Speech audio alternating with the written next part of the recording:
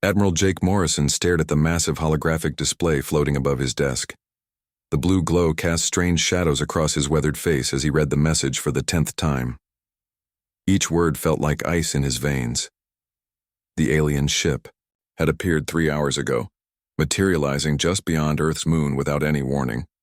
It was unlike anything humanity had ever seen, a crystalline structure the size of a city that seemed to bend light around itself. No weapons were visible, but something about its presence made every military sensor on Earth scream danger. The message had come through every communication channel simultaneously: radio, quantum transmission, even old television broadcasts. Everything carried the same cold, mechanical voice speaking perfect English. People of Earth, I am Overlord Zephyrus of the Hegemony Coalition. Your species has expanded beyond acceptable limits. Your chaotic nature threatens the stability of this galaxy. You have 7 of your standard days to surrender all military forces and accept hegemony rule. Failure to comply will result in your complete annihilation. Dr. Lisa Bennett knocked on Morrison's office door and entered without waiting for permission. Her lab coat was wrinkled and coffee-stained, showing she had been working all night analyzing the alien transmission. "Admiral, we need to talk," she said, dropping a thick folder on his desk. "I've been studying their communication patterns and cross-referencing with deep space observations from the past 50 years. Morrison looked up from the hologram. "What did you find?" "They're not bluffing. The energy signatures we detected match similar readings from 12 star systems that went dark over the past decade, systems that had intelligent life one day and nothing but radioactive debris the next." The weight of her words settled over Morrison like a burial shroud. He had commanded Earth's defense forces for 15 years, but nothing had prepared him for this moment. "How many ships do we have that could actually fight something like this?" he asked. Bennett's face grew pale. 47 combat vessels total. Most are patrol cruisers and system defense platforms. Against what's coming, we might as well throw rocks. The intercom buzzed urgently. "Admiral Morrison to the command center immediately. Priority Alpha alert." Morrison and Bennett rushed through the corridors of the orbital defense station. Military personnel moved with controlled urgency, their faces showing the same mixture of fear and determination that Morrison felt in his own chest. Captain Tony Rodriguez met them at the command center doors. His dark eyes held a grim intensity that Morrison had never seen before. "Sir, long-range sensors are picking up massive energy signatures from the outer system. Whatever's coming, it's big." The command center buzzed with activity. Dozens of technicians worked at their stations while massive displays showed tactical readouts from across the solar system. Commander Amy Foster approached them with a tablet in her hands. "Admiral, we're detecting over 200 distinct energy signatures moving inward from beyond Pluto's orbit. Each one is larger than our biggest ships. Estimated arrival at Earth orbit in 72 hours. Morrison felt his stomach drop. 200 ships. Even if every human vessel fought perfectly, they would be outnumbered 4-1 by an enemy with superior technology. The main display shifted to show the outer solar system. Red dots appeared like a swarm of angry wasps, moving steadily toward the inner planets. Each dot represented death for millions of humans. "Get me a direct line to the United Earth Council," Morrison ordered. "Emergency session, all members, no delays." 2 hours later, Morrison stood before the emergency assembly of Earth's political leaders. Representatives from every nation and colony participated through holographic projection, creating a circle of worried faces around the council chamber. President Helen Carter called for order as arguments erupted across the room. Some demanded immediate surrender to save human lives. Others called for total war regardless of the odds. "Admiral Morrison," President Carter said, "give us your professional assessment." Morrison stood slowly, feeling the weight of humanity's future on his shoulders. "Ladies and gentlemen, we face extinction. The alien fleet approaching our system could destroy every human settlement within days. Our military forces are completely outmatched." Shouts of protest filled the chamber, but Morrison continued. "However, surrender may not save us. Dr. Bennett has evidence that the hegemony doesn't simply rule conquered species. They reshape them completely." Bennett stepped forward and activated a holographic display showing star charts and analysis reports. Based on our observations, conquered species undergo genetic modification, forced relocation, and cultural erasure. They become something entirely different from what they originally were. Surrender means the end of humanity as we know it. The chamber fell silent as the implications sank in. They faced a choice between certain death fighting and slow extinction through surrender. Representative Williams from the Mars colonies spoke first. Then we fight. Even if we lose, at least we die as humans. Fighting is suicide, countered Representative Zhang from Luna City. Surrender gives us a chance to survive, even if changed. The debate raged for hours while the alien fleet drew closer. Morrison watched the tactical displays update every few minutes, showing the relentless approach of overwhelming force. Finally, President Carter called for a vote. The result was close. 26 for resistance, 24 for surrender. Humanity would make it stand. As the council session ended, Morrison received an encrypted message on his personal communicator. The sender was listed as Ghost Protocol Activation Authority. He had never heard of any such department. The message contained only coordinates in deep space and a single line of text.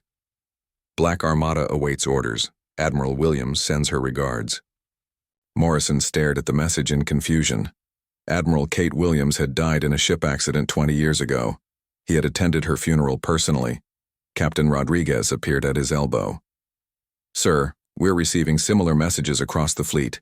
Coordinates, references to dead officers, mentions of something called the Black Armada. Run a deep security scan on all our systems, Morrison ordered. Someone is playing games at the worst possible time. As he prepared to leave the council chambers, Morrison took one last look at the tactical display. The red dots representing the hegemony fleet had advanced noticeably closer to Earth. In less than 3 days, the battle for humanity's survival would begin. He thought about the strange message and the impossible reference to Williams. Part of him hoped it was some elaborate military contingency he had never been briefed on, but hope was a dangerous thing when facing extinction. Morrison walked toward his shuttle, knowing that the next 72 hours would determine whether humanity continued to exist or became another silent star system in the galaxy's dark history. The countdown to humanity's final stand had begun. The war room deep beneath Geneva buzzed with desperate energy. Military officers from every nation worked side by side, their usual rivalries forgotten in the face of extinction. Colonel Pete Hayes studied the tactical projections with growing dread. 4 hours, he muttered to himself. Computer analysis says we'll last 4 hours against that fleet. Engineer Sophie Clark looked up from her workstation where streams of technical data flowed across multiple screens. Her eyes were red from lack of sleep, but her voice carried excitement despite the grim circumstances. Colonel, I need you to see this. Project Black Swan is ready. Hayes frowned. In 20 years of military service, he had never heard of any Project Black Swan. What exactly are you talking about? Clark glanced around nervously, then activated a privacy shield around her workstation. The air shimmered slightly as the sound barrier engaged. For the past 30 years, a classified group has been developing something special. Stealth technology beyond anything you've seen.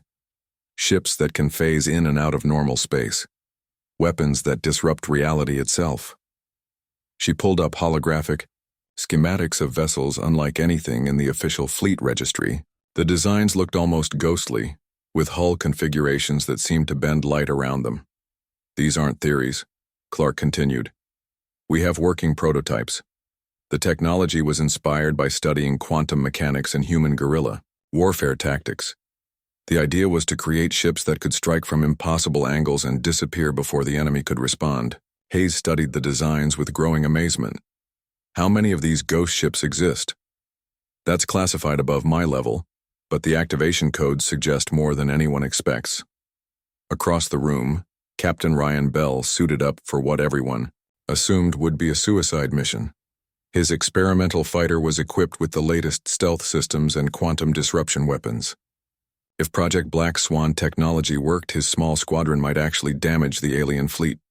You sure about this, Bell? His wingman asked. Those alien ships are the size of cities. Bell checked his weapon systems one final time. David killed Goliath with a sling and a stone. We've got quantum missiles and phase cannons. I like our odds better. The first test came sooner than expected. A hegemony scout ship had separated from the main fleet and was approaching Mars. Its energy signature dwarfed anything in human space, but it was alone and vulnerable. Colonel Hayes led a boarding team aboard a modified transport vessel.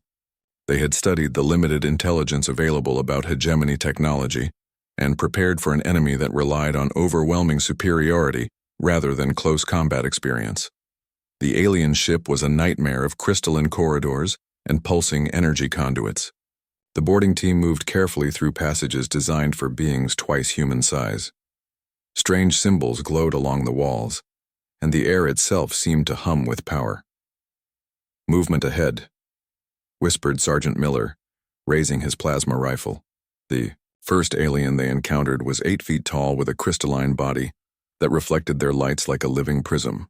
It moved with mechanical precision, but its reactions seemed slow and predictable. Hayes realized something important. These beings had never fought an enemy that boarded their ships. Their technology was designed for long-range combat between fleets, not close quarters fighting in cramped corridors. The human team used tactics developed in centuries of ground combat. They moved fast, used cover effectively, and coordinated their attacks with practiced efficiency. The alien defenders, despite their superior technology, fell back in confusion. "They're not warriors," Hayes reported over the comm system. "They're technicians operating war machines. They have no experience with boarding actions." The intelligence gathered from the captured scout ship proved invaluable. Dr. Bennett's team discovered that hegemony ships operated on a networked system that allowed perfect coordination but created a critical weakness. Disrupt the network, and entire formations would lose effectiveness. Meanwhile, Captain Bell's squadron engaged elements of the advancing fleet near Jupiter's moons. His stealth fighters appeared on enemy sensors for only seconds at a time, long enough to fire quantum missiles before vanishing again. The alien ships responded with massive energy blasts that vaporized entire moons, but they couldn't target enemies they couldn't detect consistently. Bell's fighters used hit-and-run tactics, striking from unexpected angles and disappearing before retaliation could arrive. "This is incredible," Bell reported over the tactical network. "They're powerful, but predictable.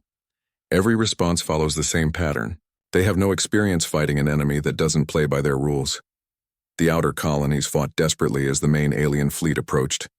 The mining stations on Europa and Titan were doomed, but their crews gathered as much intelligence as possible before the end. Commander Lisa Stone coordinated the defense of Titan Station as massive alien warships approached through the ice rings. Her small fleet of mining vessels and patrol boats stood no chance against the crystalline giants, but they had one advantage. The aliens expected them to surrender or flee. Instead, Stone ordered ramming attacks. All ships, maximum thrust toward the nearest enemy vessel. Overload your reactors on impact. Make them remember that humans don't go quietly. The mining ship Heavy Lifter accelerated directly toward a hegemony cruiser 10 times its size.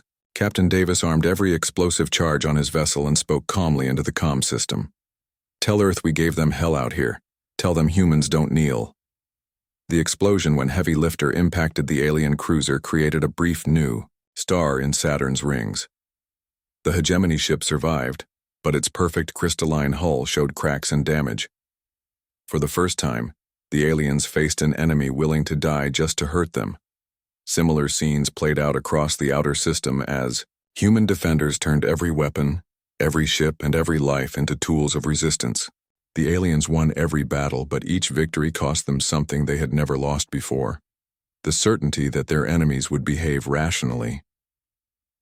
As the main hegemony fleet approached Earth, Admiral Morrison received updates from the desperate fighting. Each report showed the same pattern: humans fighting in ways the aliens couldn't predict or counter effectively. Then his personal communicator activated again with another encrypted message. "Package delivered. Black Armada is go. Prepare for phase transition on your mark. Admiral Williams." Morrison stared at the impossible message. Kate Williams was dead. He had seen her ship explode with his own eyes, but the encryption codes were genuine, and the Tactical situation was desperate enough to try anything. He opened a secure channel to all Earth Defense Force vessels. All ships prepare for possible reinforcement from unknown friendly forces. Designation: Black Armada. Captain Rodriguez looked confused. Sir, our sensors show no additional friendly vessels in the system. Keep watching, Morrison replied, though he wasn't sure why. Something tells me we're about to see things we never expected. The hegemony fleet reached Earth's orbital defenses as the sun set over the European continent. 200 massive ships faced 47 human vessels in a battle that should have ended in minutes. Morrison gave the order to engage, knowing he was sending brave crews to their deaths. But as the first shots were fired, he found himself watching for signs of the mysterious Black Armada. Humanity's last stand was about to begin. The space around Earth burned with the light of dying ships. Admiral Morrison watched from the command bridge as the cruiser Valor exploded in a ball of superheated plasma, taking 300 brave souls with her. The hegemony fleet advanced, through the wreckage like mechanical vultures, their crystalline hulls reflecting the destruction they caused. Sir, we've lost 12 ships in the first 30 minutes, Captain Rodriguez reported, his voice tight with controlled grief. The aliens haven't even taken damage. Morrison gripped the railing of his command platform. Earth's orbital defenses were crumbling under the alien assault. Massive energy beams tore through human ships like they were made of paper. The mathematics were simple and brutal. At this rate, humanity would be extinct within 2 hours. Then something impossible happened. Admiral, the sensor operator called out in confusion. I'm reading new contacts appearing throughout the system. Hundreds of them. Impossible, Rodriguez said. Our long-range sensors would have detected any fleet approaching. Morrison's tactical display suddenly filled with blue contacts, friendly ships that hadn't been there seconds before. They appeared in perfect attack formations around every major hegemony vessel, as if they had materialized from empty space itself. The communications array crackled to life with a voice Morrison recognized, but couldn't believe. Jake, this is Kate Williams aboard the UES Phantom. Sorry, we're late to the party. Morrison felt his legs go weak. Admiral Kate Williams had died 20 years ago when her experimental vessel exploded during a classified test mission. He had spoken at her memorial service. Kate? He whispered into the comm system. That's impossible. You're dead. Reports of my death were greatly exaggerated, came the reply, with the same humor Williams had always shown in desperate situations. We needed the galaxy to think the Black Armada project died with me. Time for introductions later, Jake. Right now we have some aliens to disappoint. The tactical display showed the truth that sensors had missed. 300 vessels had somehow appeared throughout the solar system without any warning. They weren't just near Earth. Ghost ships had materialized behind hegemony lines in the middle of alien formations, and even inside the larger enemy vessels. Lieutenant Brad Cooper, the communications specialist, stared at his instruments in amazement.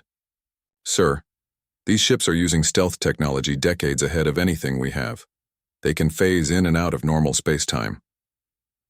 Morrison watched as the Ghost Fleet revealed itself fully. Each vessel looked like shadows made solid, with hull configurations that seemed to bend light around them.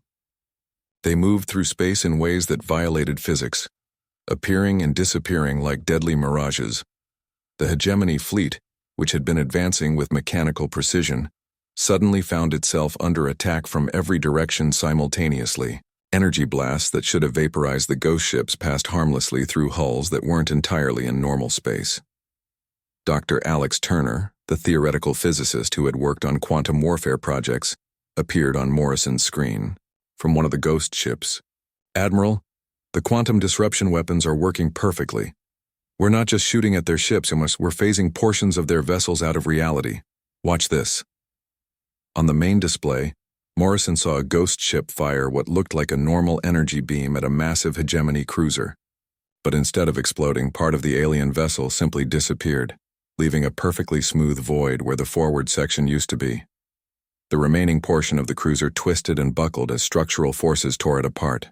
The hegemony ship died not from explosion but from having pieces of itself erased from existence. My God, Morrison breathed. How long have you been developing this technology? 50 years, Williams replied over the comm. Every ship, every crew member, every piece of equipment officially died in training accidents or deep space missions. We've been building a fleet of ghosts, Jake. 300 ships crewed by people the galaxy thinks are dead, Captain Nina. Walsh led a boarding party that materialized directly inside a hegemony command vessel. Her team wore armor that seemed to shimmer between dimensions, making them nearly impossible to target accurately.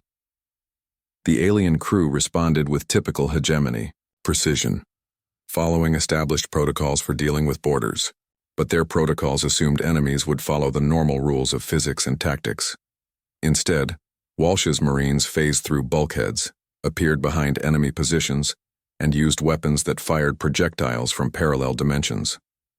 The crystalline aliens found themselves fighting an enemy that could step sideways out of reality and strike from angles that shouldn't exist. These beings have never faced guerrilla warfare, Walsh reported as her team advanced through the alien ship. They're technicians operating advanced equipment, not soldiers. Every response is predictable and mechanical. The battle for Earth's survival transformed from a hopeless last stand into something unprecedented in galactic history. The disciplined hegemony fleet, accustomed to methodical victories against inferior opponents, faced chaos they couldn't comprehend. Ghost ships appeared inside their formations, fired impossible weapons, and vanished before retaliation could arrive. Human boarding parties materialized in the heart of alien vessels, capturing critical systems and turning hegemony technology against itself. Overlord Zephyrus, commanding from his flagship Deep Crystal, sent desperate communications to other hegemony fleets. His mechanical voice carried something no human had ever heard from the aliens before: uncertainty. This species employs warfare techniques outside established parameters. They do not follow logical tactical doctrine, request immediate reinforcement from core worlds. But reinforcements would take weeks to arrive, and the battle was being decided in minutes. The Ghost Fleet moved through hegemony formations like deadly phantoms, each attack more devastating than the last. Morrison watched the tactical display transform from certain defeat to impossible victory. Red dots representing enemy ships flickered and died as the Black Armada tore apart the most powerful fleet the galaxy had ever seen. Jake, Williams's voice came over the comm. We need to talk after this is over. What we've discovered out here changes everything. The hegemony isn't as invincible as they pretend. They rule through fear and overwhelming force, but they've never faced real warfare. The battle ended, not with humanity's extinction, but with the complete destruction of the hegemony attack fleet. Only a few damaged alien vessels escaped to carry news of the defeat back to their core worlds. As the ghost ships began to decloak fully, Morrison got his first clear look at humanity's secret weapon. Each vessel showed the scars of decades spent in the void between stars, preparing for this moment. They were crewed by heroes who had sacrificed everything, including their own identities, to give their species a chance at survival. Admiral Williams, Morrison said into the comm system, I think it's time you explained what the hell has been going on for the past 20 years. Gladly, Jake. But first, we need to prepare for what comes next. The hegemony has never lost a fleet this size. They'll respond with everything they have. Morrison looked out at the debris field that had once been an unstoppable alien armada. Humanity had not just survived the first contact with a galactic empire, they had won decisively. But Williams was right. The real war was just beginning. The Ghost Fleet had risen from the darkness between stars to save their species. Now they would have to prove that humanity deserved its place among the stars. The wreckage of the hegemony fleet drifted through Earth's orbital space like metallic snow. Admiral Morrison stood in the observation deck of the orbital command station, watching recovery teams salvage alien technology from the destroyed ships. 3 days had passed since humanity's impossible victory, but he knew the celebration would be short-lived. Dr. Rachel Stone hurried into the observation lounge carrying a datapad filled with analysis reports. Her team had been working around the clock to understand their defeated enemies. Admiral, we've completed psychological profiles of the captured hegemony survivors, she said, her voice carrying both excitement and concern. What we've discovered changes everything we thought we knew about this war. Morrison turned from the viewport. What did you find? The hegemony species hasn't fought a real war in over 1,000 years. They conquer through intimidation and technological superiority, but they have no experience with enemies that fight back effectively. More importantly, they're terrified of us now. Stone activated a holographic display showing communications intercepted from fleeing hegemony vessels. The mechanical voices of the aliens carried something humans had never heard before. Panic. They're calling us the chaos species and reality destroyers. Our quantum weapons and phase technology are so far outside their understanding that they think we're using some kind of forbidden science. Commander Luke Barnes entered the lounge still wearing his black operations uniform. His Special Forces team had spent the past 3 days interrogating alien prisoners and gathering intelligence about hegemony space. Dr. Stone is right about their fear, Barnes reported. But there's something else. The hegemony empire isn't as unified as they pretend. They rule thousands of worlds through terror, but their actual military forces are spread thin. Most of their subject species are looking for any excuse to rebel. Morrison studied the intelligence reports with growing interest. Are you suggesting what I think you're suggesting? We don't wait for them to come back, Barnes said firmly. We take the fight to them before they can regroup and bring their full military power against Earth. Admiral Williams materialized in the lounge as her personal transport docked with the station. 20 years had changed her appearance. Her hair was completely white and her face showed the stress of decades spent in the void. But her eyes burned with the same intensity Morrison remembered. Jake, we need to talk privately, she said, glancing at the others in the room. They moved to Morrison's secure office where Williams activated a privacy screen and pulled up star charts showing the region beyond human space. The Black Armada has been operating in hegemony territory for 15 years, she began. We've mapped their supply lines, identified their major fleet bases, and located their forward staging areas. More importantly, we've made contact with some of their subject species. Morrison leaned forward. Contact? The Altarians in the Vega system have been secretly fighting hegemony occupation for decades. So have the Centauri Collective and at least 6 other species. They've been waiting for someone powerful enough to lead a general rebellion. Williams manipulated the star chart to show fleet positions and supply routes throughout a massive region of space. The hegemony forward base is in the Proxima Centauri system. It's where they stage fleets for expansion into new territories. If we hit them there, we can cripple their ability to launch another attack on Earth for years. That's deep in enemy territory, Morrison said. No support, no retreat if things go wrong. Since when have humans worried about impossible odds? Williams smiled grimly. Besides, we have advantages they don't expect. Our ships can phase through their sensor networks, and our crews have been training for this mission for 2 decades. Captain Tay. Sam Mitchell joined the planning session via secure hologram from his ghost ship in the outer system. His vessel, the UES Shadow Strike, had been modified for deep penetration missions behind enemy lines. Admiral Morrison, my strike force is ready for Operation Nightfall. 12 ghost ships equipped for extended operations in hostile space. We can reach the Proxima system in 6 days using quantum phase jumps. Morrison looked at the tactical projections. The plan was audacious beyond belief. A small human force would jump deep into hegemony space and attack their major staging area while they were still reeling from their defeat at Earth. The psychological impact could be devastating, Dr. Stone added via the communication link. The hegemony has never been attacked in their own territory. Their subject species will see that the mighty empire can be defeated. Morrison made his decision. Operation Nightfall is approved. Commander Barnes, I want your team to gather more intelligence on hegemony defenses. Captain Mitchell, prepare your strike force for immediate deployment. 3 days later, Commander Barnes led a covert mission to the hegemony forward base using captured alien vessels and advanced disguise technology. His team, dressed in environmental suits that mimicked alien physiology, infiltrated the massive space station orbiting Proxima Centauri.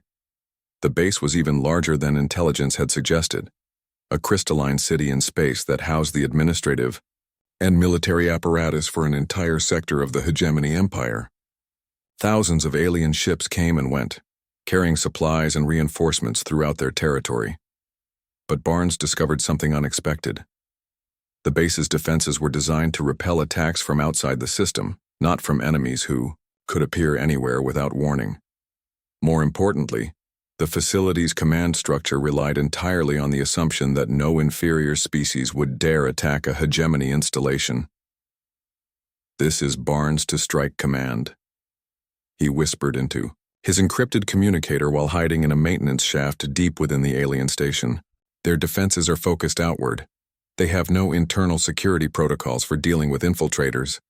It's like they can't imagine anyone being brave enough or stupid enough to attack them here." The intelligence proved invaluable when Mitchell's strike force emerged from quantum phase space directly in the heart of the Proxima system. 12 ghost ships materialized simultaneously around the massive base, their quantum weapons already charging for the attack.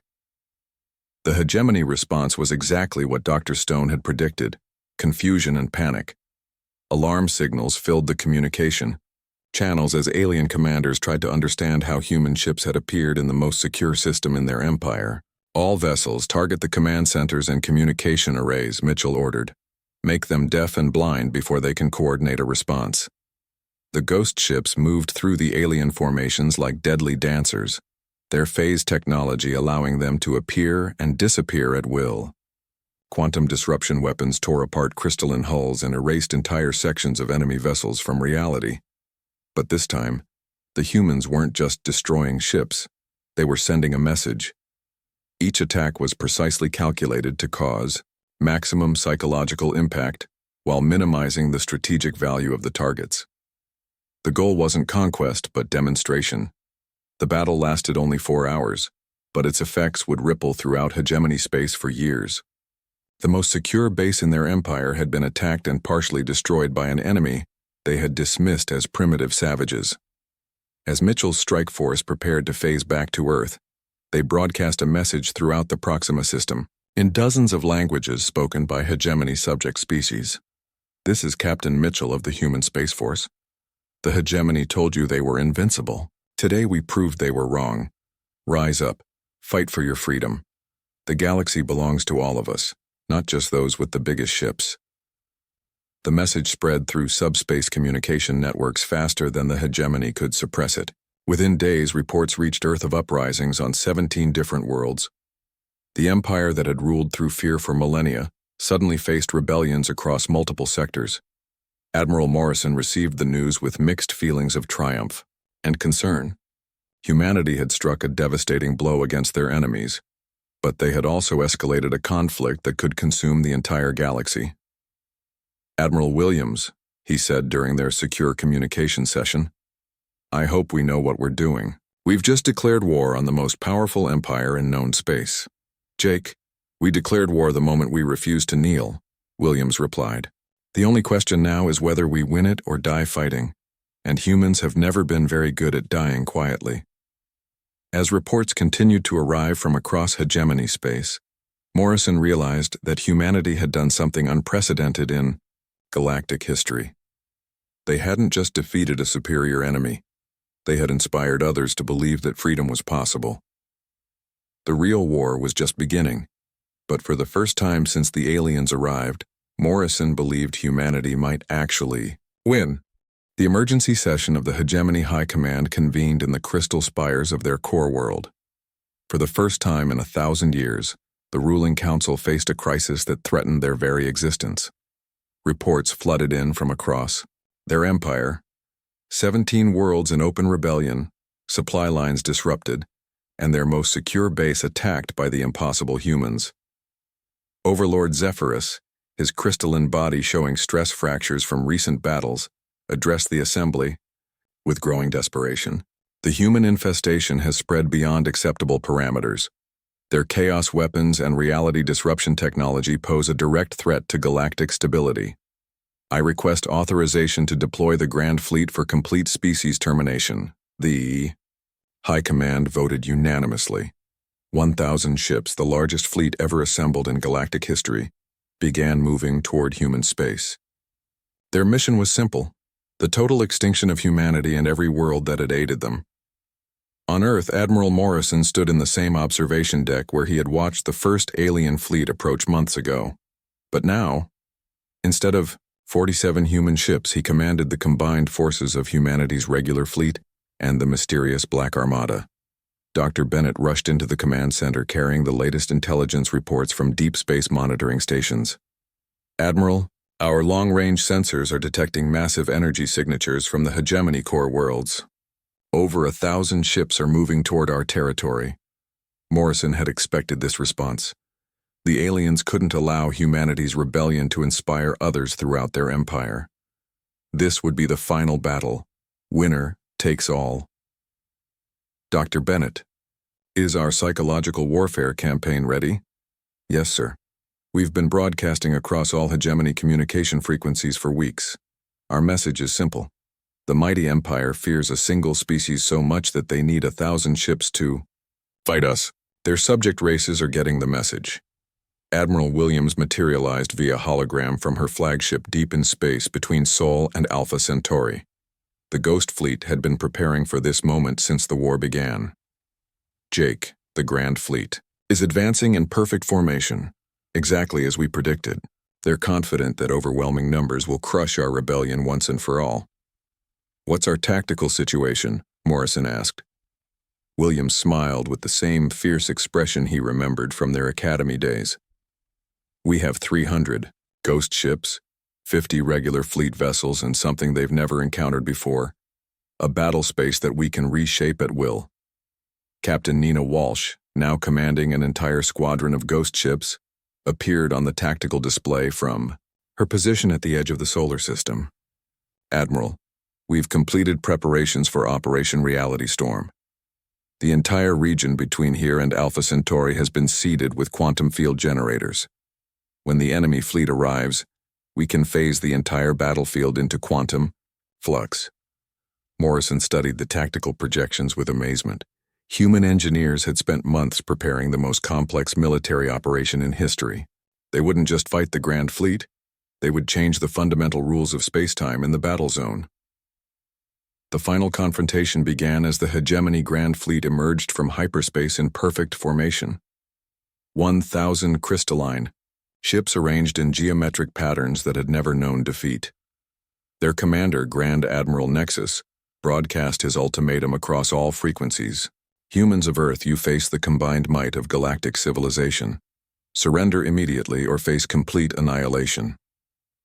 Admiral Morrison opened a channel to respond, but it was President Helen Carter who answered from the White House.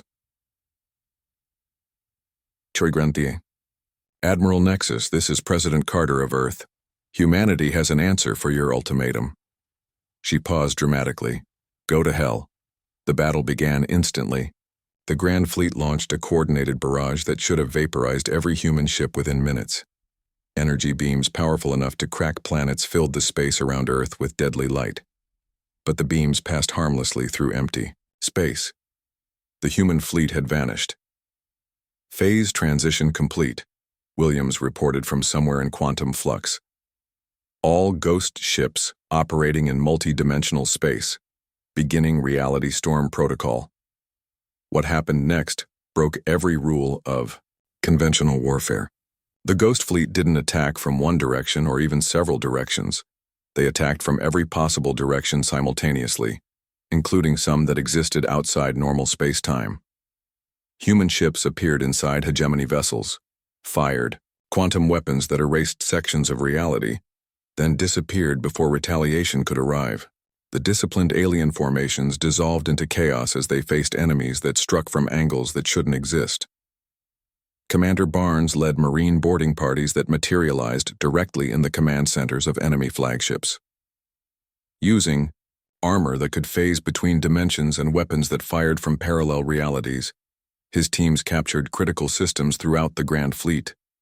This is impossible, Grand Admiral Nexus transmitted desperately. These tactics violate fundamental laws of physics.